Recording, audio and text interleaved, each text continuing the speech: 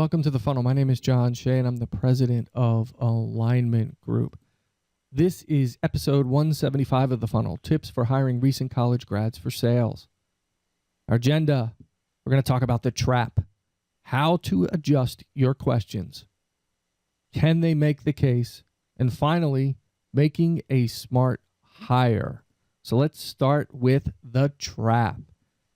And what I mean by the trap is we don't have a whole lot to go on when we're hiring recent college grads, right? We have the piece of paper that says they graduated, and we have some historical data from their 4 years in college and a couple years of high school, work related. But we don't really have business or industry experience or even life experience to the point that we can draw on that through our interview process. So the trap is where managers kind of fall into the sort of view that a certain type of person makes a good sales rep. For example, they could be an athlete. Well, someone who was a captain of their college lacrosse team automatically becomes a great salesperson. And I'm using that as an example because I've worked in Baltimore for years, and lacrosse is very big in Baltimore, and you see a lot of that. You see a lot of sales reps who were former lacrosse players. So the trap is you find someone that does something similar to what you enjoyed or liked, and you feel like they're going to make a good sales rep just because of that. Or they played some team sport, or they were captain of the debate team and you were captain of the debate team. Whatever it is, whatever that trap is, it's usually something that mirrors you, a mirror image of you. I did this, I'm successful. They did that, they're going to be successful. And it's really kind of the farthest thing from the truth. It's not relevant. Yes, their related experiences are important, but just because somebody does something that you did doesn't mean they're going to be successful. I played lacrosse, therefore this person played lacrosse and they're going to make a good salesperson. And no, I didn't play lacrosse. I was one of those guys that played rugby. And I know some rugby players who are good salespeople, and I know some rugby players who are the farthest from sales. Again, it doesn't really matter. It doesn't match. But the trap that we fall into is that mirror image of us, and we feel like it's going to work because they remind us of ourselves at that age or just coming out of college. And you get clouded by that. Your emotions get tied up in it, and all of a sudden you sort of ignore all the warning signs as you go through the hiring process. So just be careful with that when hiring recent college graduates. So one of the issues we have is we don't have a history of business work-related stuff that we can ask about. It can be a pretty short interview if someone just graduated from college. Where'd you go to school? Well, I went to this school, XYZ. What was your major? Okay, great. I had this summer job. I'm done asking you questions. I'm going to move on. You still need to dig deep. And if you go back and listen to some of my previous podcasts, you'll know. Dig deep into the resume, layer your questions, et cetera, et cetera. So how does that work? So how do we adjust the questions? Well, we're looking for things that the same things we're kind of looking for in salespeople that have business or sales experience. We're looking for in new salespeople just out of college. So we are looking for some of those challenges that they've had. The challenges just aren't going to be in a work-related environment. So I'm going to want to know about challenges they've faced in life, challenges they've faced in college, challenges they've faced in particular jobs. And it could be any number of things. So your job is to probe without breaking the law, right? You can't ask certain questions, but your job is to probe for those challenges. And you can start by asking sort of the general question about what challenges have you faced in your life and how did you overcome them? Kind of a generic question. But the real value here is when you get one back and you peel back the layers. Or maybe it's not strong enough. Maybe it's not a real challenge. Okay?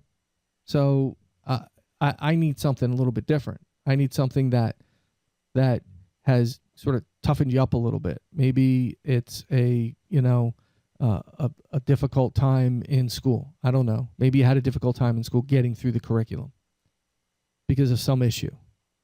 Okay, and what were the challenges that you faced in that, and how did you overcome it? How did you work through that? Okay, I can speak directly to that. I can speak directly to, hey, I'm a Mr. Dyslexic. Bona fide. I'm a bona fide dyslexic. Okay? It's documented and everything. School presented a challenge for me. And I can walk you through how I work through those challenges. And how I work through those challenges in the work environment. I'm looking for something to tell me that you can overcome what's coming at you. And believe me, it's coming at you in sales. So I'm not changing because they're millennials. And as I've said in the previous podcast, yes, you want to attract millennials. You want to make it a good place for them to work. You want to show them the way in sales, but they have to be the right person for the job. So you want to hit on those real key challenges. Are they a flight risk? Okay, this is interesting, right? So you always ask people, what are your short-term and long-term goals? And most college grads, you'll tell a sales manager, I want your job in 5 years. Why? Well, they can't tell you that, but somebody told them to say that. So once we get past the silly questions and the silly answers, let's really get down to what is it that you're looking for in your life right now. Okay, if they're in a rock band, and this is a true story, I had a manager hire somebody that was in a rock band. I'm dating myself by saying rock band, but it's true. And that's what he wanted to do for his life. In 6 months, he was gone. This job, that sales job, was a job. It wasn't a career. And you may not get clear-cut career answers, but you sure as heck will know if you ask them the right questions about what it is that they want, what it is that they're looking for in their career and in this job. And quite honestly, they're going to have multiple jobs in their career, and we know that, but they're not going to pay us back for the expense, the time, the effort, and the work for at least 2 years. I want 2 years plus out of somebody when I hire them. And I need to know that they're not a flight risk, that they're not waiting for someone, maybe their significant other, to get a job in Texas because their real goal is to move to Texas. Well, great. That doesn't help me. If that's your goal and you want to do that within a year, that doesn't help me. So I'm looking for flight risk, and I'm going to ask questions around that. And really, that's about long-term and short-term goals. Understand that their long-term and short-term goals might be slightly different than somebody with experience who might 10 years experience. They've built this sort of life for themselves, and they have certain expectations out of that life, whether that's vacations or homes or children or whatever it is. Okay, their short-term and long-term goals might be slightly different than someone's out of school. Someone out of school might be looking for, hey, I'm looking for a place that I can build a foundation in sales for a long-term career. And I want to do it this way. And I want to learn. And this is what I expect from my job. And this is what I expect it to do for me over the next couple of years. Great. If we commit to you, will you commit to us, et cetera, et cetera. So I'm looking for that. I'm looking for role models. Family, friends, business world. Or in the role that we're hiring for. I've hired a lot of people over my career that have parents that are in sales. It really just felt like they would enjoy it and could show me how their parent was a role model for them and what they liked about it, what they were expecting out of it. That was helpful. Others, it's been teachers, coaches, friends. It runs the gamut. But I want to know that they have the right kind of role models and they can get a sense of what their trajectory is going to look like, what their movement forward is going to look like. And having solid role models is helpful. I go back to school and I ask questions about classes and some of the things that they've run into. And I want to know about the role models they have in school. Maybe they have some professor or teacher or something, or a class that they really liked a lot and how they responded to that. And what happened with a class you didn't like? Because I want to know how you're going to overcome that. It's when you're sitting in a class and you have a teacher that's exciting and brings the best out of you, that's easier than someone that's a little bit more difficult and dry and monotone, but I still need the grade. I still need to move forward. I can't let this go. How do you manage that? That's a challenge. That's part of the history, right? Now I'm walking into job history. Job history is a tough one. What did you do? Everybody's different. Everybody does different jobs. Some people, hey, I worked at my local pool. I walked between two houses and down the hill, and I was a lifeguard for 3 years. Well, tell me about that. Well, I did it so I could party a lot. Okay. I need a little more than that. I'm not saying being a lifeguard's bad. I'm just saying it depends on the history. It depends on what they tell you. Okay, I drove a beer truck, right? So, and it was not a glamorous job. Stacking kegs 3-4 high in refrigerators. Driving around 100-degree weather. Back then they didn't have air conditioning in the trucks, believe it or not. That's how old I am. And it was a tough job, and it taught me a lot about working hard. It taught me a lot about physical labor, about interacting with people. I had business owners I had to deal with every day. Some were nice, some weren't. I had competitors that would show up at the same time I would show up, and they were early. And then I'd have to deal with that. I'm like, a guy that's twice my age, been doing this for 25 years. I'm arguing with him because it's my time. And I'm dealing with the business owner who didn't get what they were supposed to get, and somehow it's my fault. And I'm trying to work through that. So I can demonstrate through my job history some of the things that are applicable in sales. Also having someone step all over me and yell and scream at me and standing my ground and not letting them push me around and having the tough conversation at 21 years old with a business owner, a nightclub owner.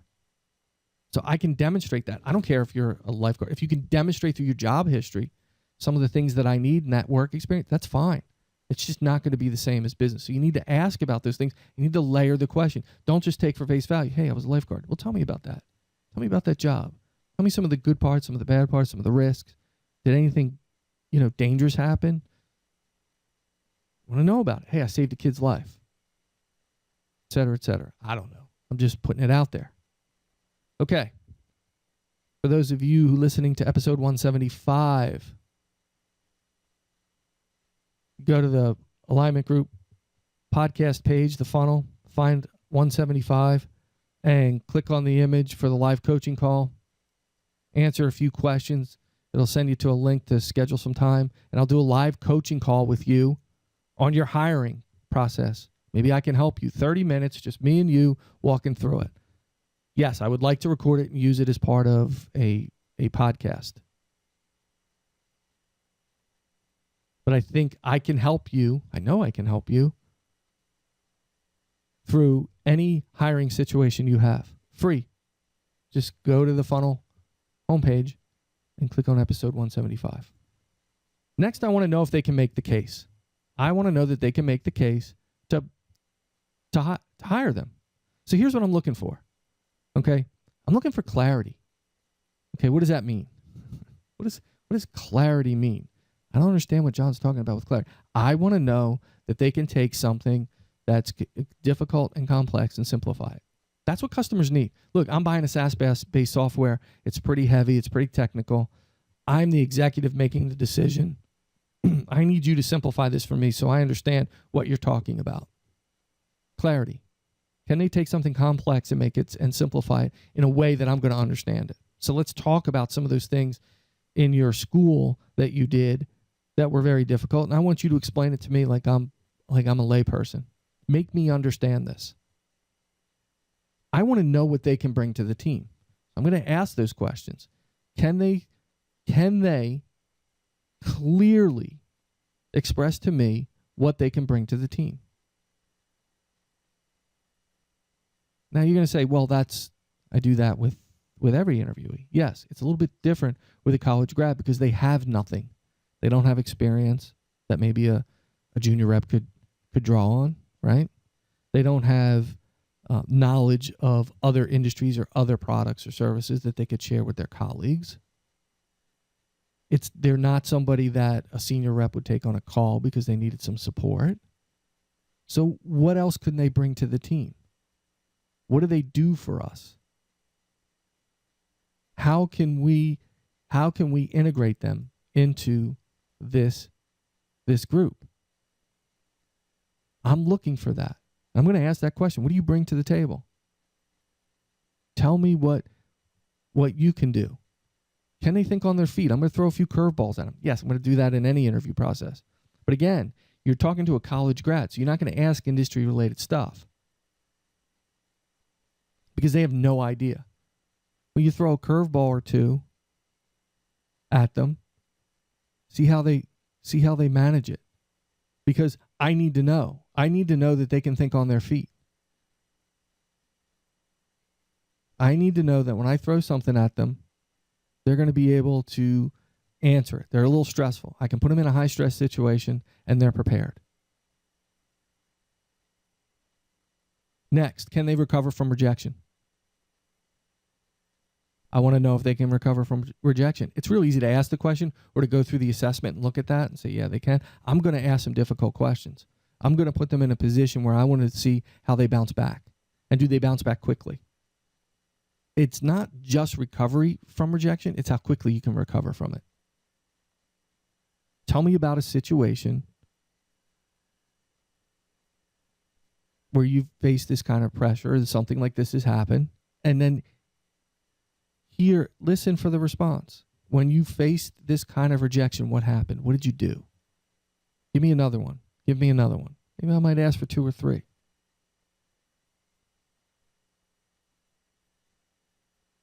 I want to know.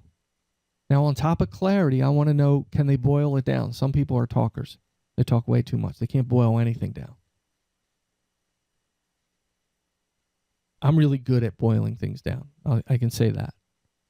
If I get into a situation and we are talking about very complex stuff, and the sales rep's talking, the customer's asking, and we're going through this thing, and there's a rhythm to the meeting. At the end of the meeting or somewhere, I can boil it down. This is what you're asking. So the sales rep gives a long answer. I do this a lot. I think this is what you're asking. Bang, bang, bang. And here's the response. Did I get that right? Yes, you nailed it. I can boil it down to key points that people can grab a hold of. Can they do that? Can they boil it down to again, you're asking questions out of context. It's not in the business context. It's in their job. Their previous job as a lifeguard, or something with school that they've done, or a thesis. Whatever it is that they've done in school, can they make the case for me hiring them? Do they bring clarity to the table? Do they bring something that's going to be a plus to my team? Can they think on their feet, recover from rejection, and can they take complex subjects and boil it down to the key points? I'm going to have to dig for that with a college grad, because I'm going to be asking about things that aren't related to this job or industry experience or sales experience or business experience. I'm going to be asking about it in the context of the world they live in. You have to wrap your head around that you're asking about school and classes and summer jobs and internships.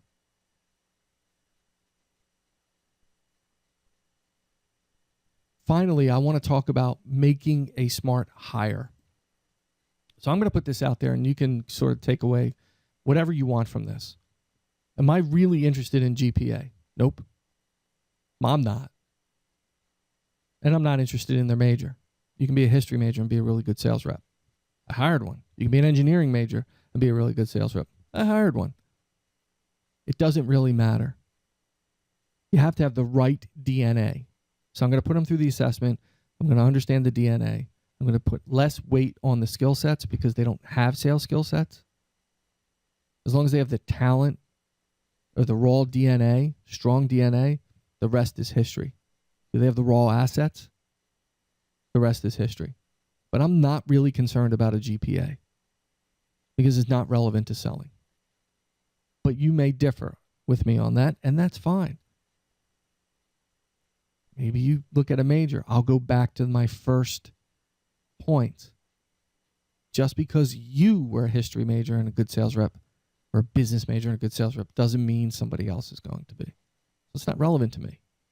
Are they coachable and trainable? That's what I want to know. Does my assessment show that back to me? And do I ask and do some role plays with them, then talk to them about what they did right, hear what the response is, see if they get defensive. If they don't get defensive, can I coach and train them? Because a recent college grad is going to need that coaching and training. So if you want to hire somebody in that role, make sure that you can coach and train them. Make sure that, and I hate to use this word because a lot of people use it, they don't feel entitled, like you owe them something. And that's the biggest complaint about college grads I hear from. Oh, they feel like, no, they don't. The vast majority don't. There's a select few, and we can get past that. Most of them just have a thirst for knowledge. They want to get better. They want to learn. And they want you to give them that. They want you to coach and develop and train them.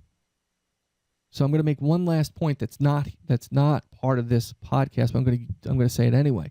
Make sure you have a solid onboarding program to develop and train them. Because if they leave in 6 months and they had all of this, it's on you because they weren't getting from you what they needed to grow. So just keep that in mind, making a smart hire. Well, that's all the time we have today for The Funnel. You can find us at alignment-group.com/thefunnel. Please drop by and subscribe. Of course, iTunes, Stitcher, TuneIn Radio. We're in all the cool places. Social media, Facebook. We're on Facebook at Shea John R. Twitter, LinkedIn, Google+. You can email me directly, jshea@alignment-group.com, www, I did it again, at alignmentgroup.com. Do me a favor. We enjoy comments and reviews. Hit us up on iTunes for a review or stop by the website. Send me an email if you have any suggested topics you want to talk about specifically related to hiring or anything else for that matter. Until next time, keep filling the funnel.